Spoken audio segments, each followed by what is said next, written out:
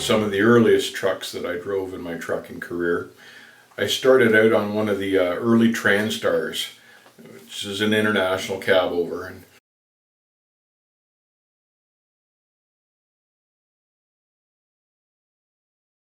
they were actually pretty good trucks for their time.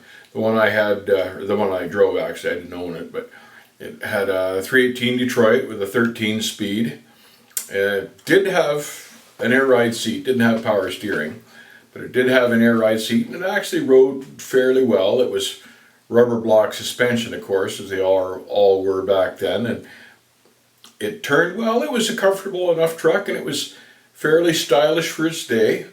As you know, as with all cabovers, it was a little bit chilly in the winter, but overall a decent truck. But with that 318 Detroit, boy, when you got up around 1900 RPM, you'd just about go deaf in the cab of that thing. There wasn't a whole lot of insulation in the doghouse. Of course, that sat right beside you, and you sure could hear it. It sure was loud in that cab when that truck was revving 1900 or more. But overall, a pretty good truck.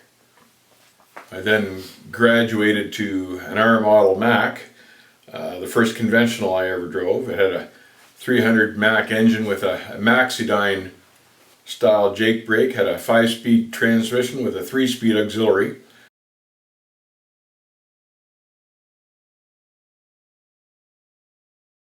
Rubber block suspension, power steering this time. It was actually pretty nice inside, and it even had a foot vent down by the driver's left foot. There was no air conditioning back then, of course, in the trucks, but it was nice to have that air vent down by your feet in the summer to cool off your feet, because you're right next to the engine otherwise. But that was a nasty truck if you missed the shift. With that 5 and a 3, it'd just about snap your wrist if you missed the shift. It didn't like to turn on icy roads. Mind you, those were bias ply tires back in that day. I don't think any of them were particularly good on ice, but it was very skitterish on an icy road.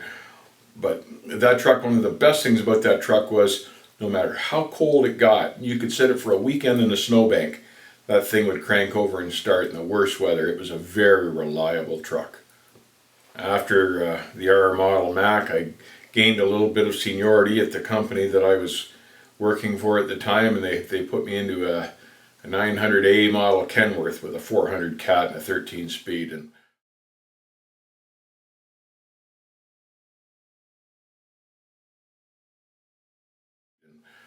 that was a beautiful truck. It rode well. It had a big long hood on it. The interior was plush and heavy insulation inside. It didn't turn very well. It needed a football field to turn around in. I didn't like that about it. It didn't maneuver very well in a tight spot, but other than that, a very nice truck. The engine pulled like Jack the Bear. It was a good working truck, and never really had any mechanical issues with that at all. It was a very good truck. The company I was working for in 1980 traded that long hood Kenworth and bought a brand new 1980 Western Star. They were built in Kelowna, BC, and it was a narrow cab back then.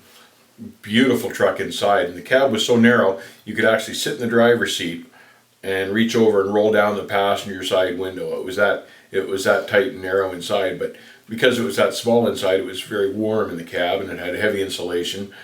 It had a 350 Cummins in that one with a 13 speed, and a very nice truck, heavy truck. I remember having to being careful with that truck because of the gross weight of the vehicle. It was heavier than anything else I'd had previously. Double frame, metal cab, but a very nice truck to drive. And they ended up phasing out that particular model a few years later and went for more of a drop nose look. But at the time, that was a beautiful truck to drive. Well, in 1983, I ended up switching companies, and I went to work for another outfit that was running Cabover Freightliners. They assigned me to a 1983 Cabover Freightliner.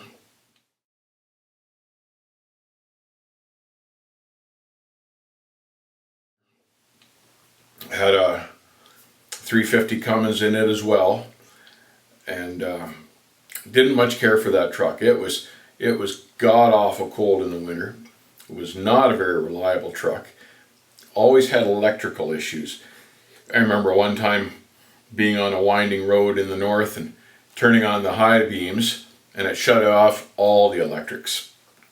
And it was impossible to see. I was on a dark curvy road in the middle of the night with absolutely no light. Scared the heck out of me. It was a noisy truck. It rode very poorly. It was a very rough truck to drive, and really there was absolutely nothing about it that I liked, and I didn't stay with that outfit very long, and a lot of it was because of the equipment. Overall, the older trucks were a bit of an adventure to drive, particularly the cabovers. The conventionals were nicer even back then than the cabovers were, but they were all good trucks, but I preferred the conventional trucks. But some of those earlier trucks were fairly simple mechanically, so you could fix them on the side of the road, and I really liked that. But as far as comfort is concerned, they weren't in the same category with the trucks of today, and drivability and ease of maneuverability. That they've come a long way in engineering the trucks in the last 40 years, and I have to say that the newer ones are far nicer to drive, far easier to drive. The older girls are a nostalgic looking truck, and they have that heavy equipment feel, and the new trucks are almost like a big luxurious car in comparison. And the equipment's come a long way.